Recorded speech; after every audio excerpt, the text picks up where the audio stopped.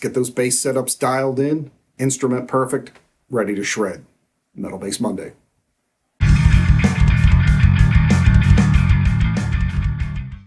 So, channel business. Next week, I am going to do Metal Bass Monday Live. We're going to do a Q&A. So, yeah, hope you can join me on that one. That should be a lot of fun. And hopefully, YouTube doesn't wreck it too hard. I've done a couple live streams for patrons and things, and it's had a few glitches here and there, but hopefully we can get it knocked out, and that'd be great. So try and grab a question, think a little bit ahead of what you might want to ask. I've already got a couple of topics from things that everybody's put in the comments or emails that I've gotten. Try and address those, but figure out, get some input from the audience as we go, and let's have some fun with it. So that'll be next week. Definitely come and join me. Now, going to last week, I ran a contest where I put out that anybody who shared episodes of the show or anything from my channel on Facebook groups or TalkBass or anything like that, that I would throw everybody's name in a raffle and pick one of the people who had pinned a comment with a link to their share for a free lesson. Apparently not the most popular contest in the world because only 2 people actually did it. So instead of giving one away, since you 2 rock stars were the ones who jumped in and did it, I'm giving away 2 lessons to both people who entered. So Rob T, Stephen Becker, drop me a line at rodney@rodneymcgee.com. I got a lesson waiting for both of you. Get in touch and we'll get you scheduled. Looking forward to seeing you guys. I get questions a lot about the topic we're going to cover, so let's get into it. Bass setups. So I think anybody following the channel knows that I keep my action pretty low. I do it actually less for playability and more because it's part of my sound. Having a lot of aggressive fret grinding going on in it is part of the way I like it to sound, and I've had to modify my technique to adapt to that. But a lot of people just don't realize how much of your tone really comes from the way you set up your bass and how high your strings are and, you know, how everything kind of integrates. So you really want to pay attention to this, and I cannot emphasize enough, being able to do a basic setup on your bass is crucial, especially if you're going to be playing gigs or going on the road or anything. You know, you can't be stopping somewhere every time the humidity weirds something out a little bit. So let's take a look at starting a bass setup from the bottom. The approach I use is always zero everything out. And what I mean by that is one of the biggest problems I see with a lot of people is that they'll have a problem with their bass or they don't like their setup, so they just start it from where it is and keep trying to make adjustments from the point that they already don't like to try and fix something. For me, I use a number of 0 points and build a setup from there. It's kind of like I get rid of all the kind of crap that might be wrong with it and then do a setup. So I'm going to walk you through how I do mine and then point out what I think are the crucial things and teach you also where and how to diagnose things that are probably bigger than what you might want to handle, like, you know, maybe filing down a fret or, you know, something where you really have to do a bit more expensive type of work or, you know, doing work on the nut or something like that. How to identify when that's needed. And it's going to save you time and money if you can go to a luthier or a setup guy and go, I know exactly what this needs, rather than them going through it and they don't play like you do. And then, you know, I hear this a lot too. They get their instrument back and it still doesn't play the way they want. And it's because the person you gave it to set it up for themselves, not for you. So you have to do a little bit of diagnosing ahead of time. You got to go to the doctor and tell them where it hurts. So here's how I start out. For me, again, I use fairly low action, and I have a starting point that if there's something wrong or I get a new bass or something, the first thing I do is put my neck and my fingerboard completely flat. I want it dead straight. So no forward bone, no relief in it, just exactly level. So the way I do this is just by taking a straight edge, get something from Home Depot or something like that, get one of the machined straight edges and lay it on the fingerboard and just make sure that there is no gap anywhere, that you don't have like a bump so that you can see air at the top and bottom, or that there's relief and you can see it underneath the frets there. You want every fret touching all the way across. Turn the truss rod. Turning to the right is going to give you a hump. Turning to the left is going to allow it to go this way. So you want to balance that out until it's dead flat. Now, what this is also going to show you is if you have a high fret somewhere, you'll start to already see a problem if there's one bump or something, but I'll tell you how to diagnose that a little more exact in a minute. But this is going to start diagnosing things right away. So once you've got it dead flat, and the way I do things out is I also take the strings and I lay them on the fingerboard. I drop my action all the way down. The reason I do that is because I'm going to slowly build the action up to exactly the tolerance I want and exactly the space. Instead of trying to drop it and drop it and drop it and keep the strings even, I flat them out against the fingerboard and then start raising them. The other thing this lets me see is if I have my strings flat going all the way up the neck, if my nut is too high, which for me, it's almost every guitar maker does this, they put the nut too high because they're trying to eliminate buzzing right away from the factory. They don't want to set the nut low enough that it's really going to, offer the lowest action. That's usually the first thing I wind up having to do. But what that also lets me do is when I lay this down, then I can see what the nut height is going across the first fret. If it's too high, I can see it at that point. If it's almost dead flat all the way up and then I've got a little bit of a slope going up to the nut, I can see right there that this is too high, and to get the action down up here, I'm going to have to take the nut down. So that helps me examine that as well right there. If you haven't worked on a nut before, this is a place where I go to a luthier, I go to a setup guy and have them do it, because once you alter it, you can't change it back. So the other important thing this leads us to is as you start doing this, make sure you have the gauge and the brand of strings you're going to use when you set up your instrument. This is really important. The reason is that a lot of strings have different tensions. So if you just have an old set of strings or the strings you don't usually use, they may pull the neck tighter or let it relax more than usual. And then when you go to your regular strings, it's not, all of a sudden your setup was for nothing. The other thing is it's going to affect your intonation, which we'll cover later. And if the gauges aren't exactly the same too, then that's going to add a different amount of tension. It's also going to affect the nut and the string height. Make sure you're using exactly the strings you always use when you do a setup. That's one of the other problems with getting a bass straight from the factory that isn't set up for you. The first thing I do anytime is put my strings and my gauge on, rip off the originals, even though, they may be brand new and sounding great, put mine on it and start from zero.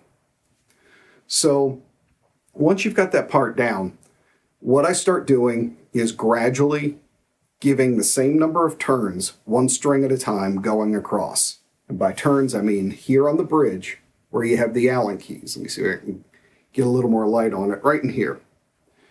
Turning these one on one side of the string, one on the other, a little bit at a time, basically until I get a note and I like a little bit of that rattle.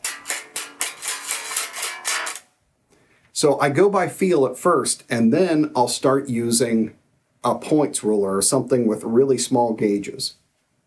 What I usually wind up at as the absolute lowest is I get an action that's about just over a millimeter. That's pretty low. But what that lets me do is set it really low, and here's something, even if you're going to use higher action, why you might want to start from such a low point, is then I can go in all the positions through it and listen for a buzzing. If I hear all of a sudden one fret that has a buzz, and sometimes you won't find it unless the action's really low. If I find a buzz, I know I got a bum fret somewhere, and I'm probably going to have to get it worked on. You can raise the action and hide it. A lot of times that'll cover it up a little bit. But if you really want that dead on action and intonation, you want a solid instrument that's not going to weird out on you, and especially if you want low action, you got to work out those problems. So if you have a dead flat neck, you get like 1 millimeter action, and you find that one that's really kind of buzzing out on you, then that's the time to either start learning how to deal with frets and how to sand them down, but don't do it until you really know how to do it. Or take it to a pro, and that's when you can go right to them and go, hey man, I got a high fret on the 4th. I need you to take that down a little bit and remove that buzz.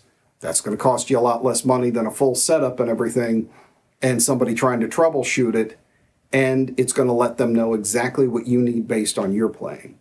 I do that all the way up and down the neck, find every possible trouble spot. And you usually only have to do this once, that full type of examination, every great once in a while after you've done it the first time, because, you've eliminated most problems up front. It's only as the instrument ages and humidity and that kind of thing that you'll start getting other problems. Now, after this point, what I'm going to do is, again, I've checked for the nut, and if it's too high, I also want to take it to somebody and have them drop it down, or you never know, sometimes they may need to open it up. Or if it's a much heavier or much lighter string gauge, especially heavier than what came on its stock, they may have to widen the nut slot to get things to fit exactly perfect. So then I get everything to exactly where I want it. Everything feels good, plays well, all that kind of thing, and it feels ready to go. Now the thing you need to do is go to the intonation.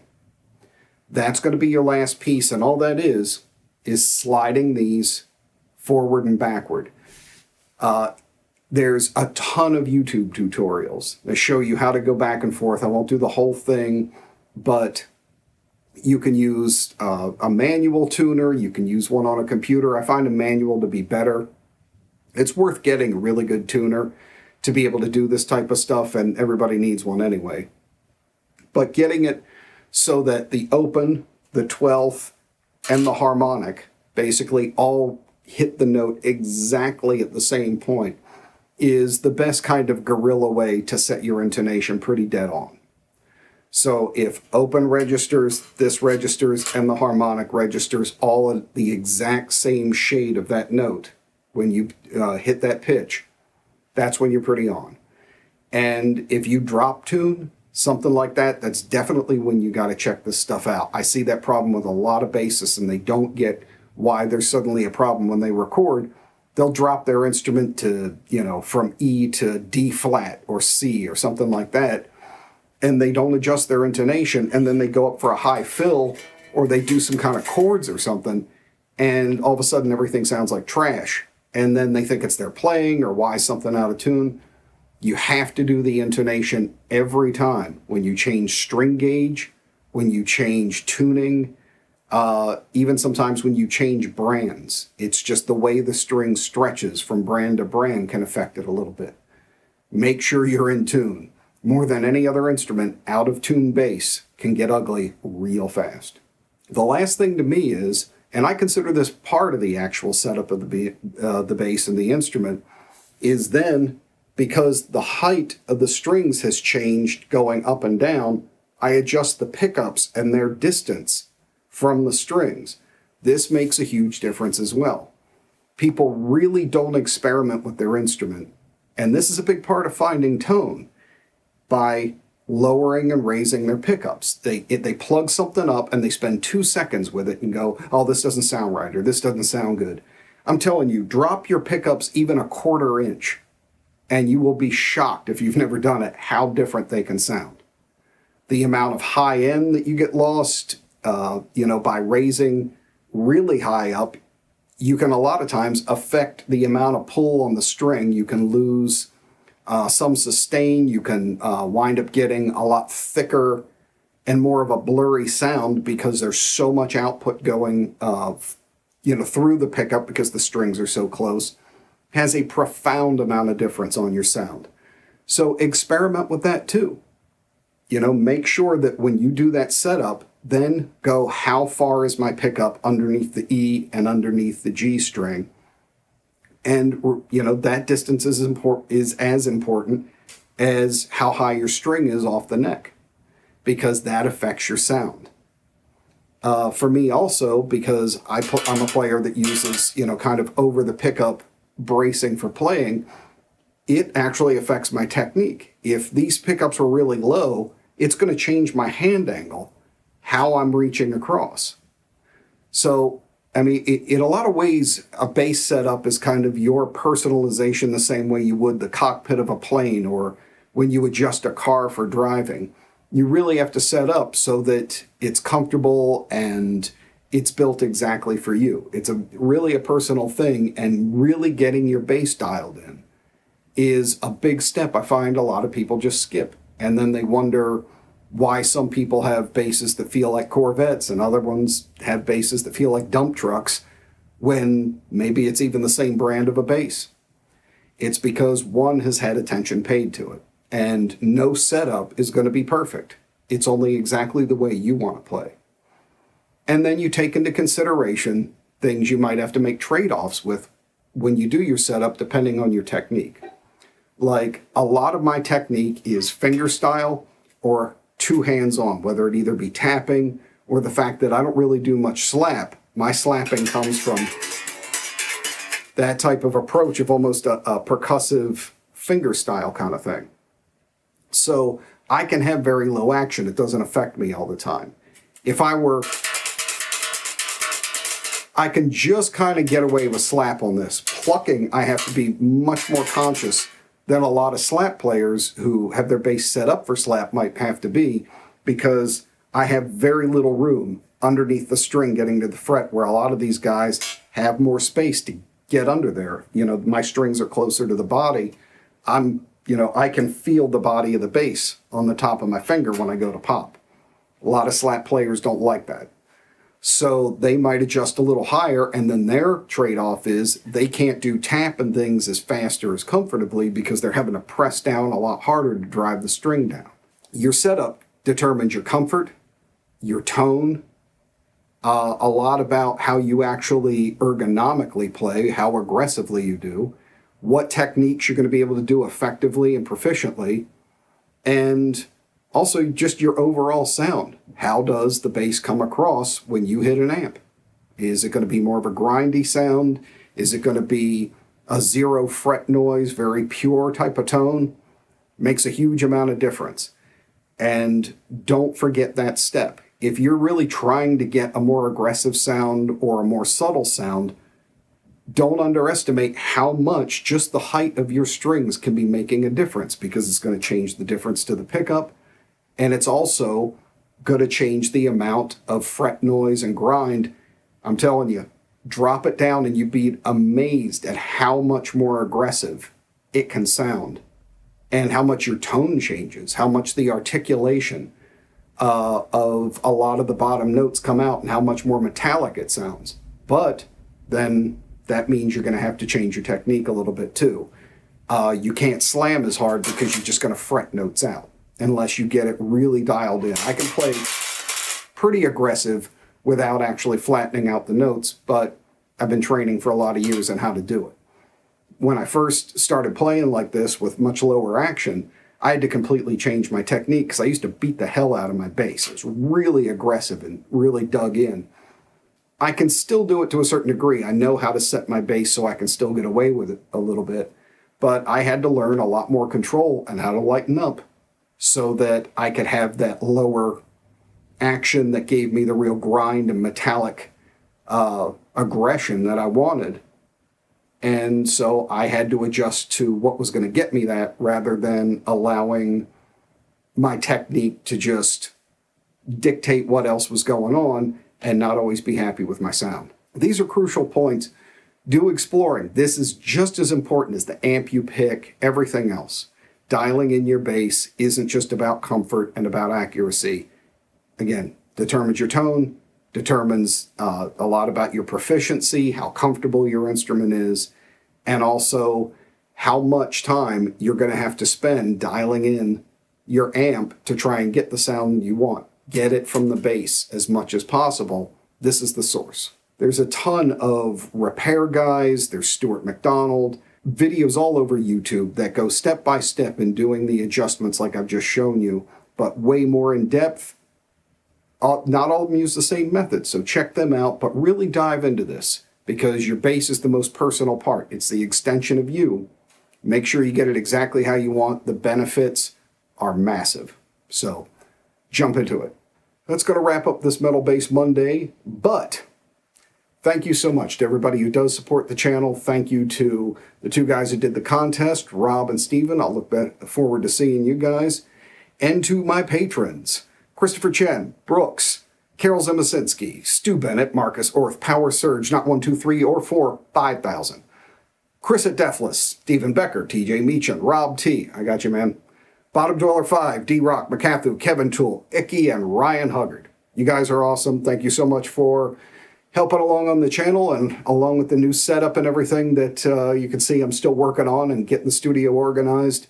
I've already started formulating that new content, so it's thanks to you that everybody in the audience is going to get the new wave of content coming out and the much more expansive series on production and songwriting and bass engineering.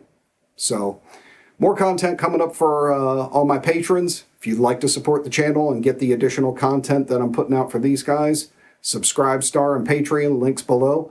And that's going to do it for this one. I'll see you next time. Wait! Don't go! You never know. Moments like this are crucial. The next video you watch could change your life. And it might be this one, or even this one. Are you willing to take that chance? I don't know. Check them out.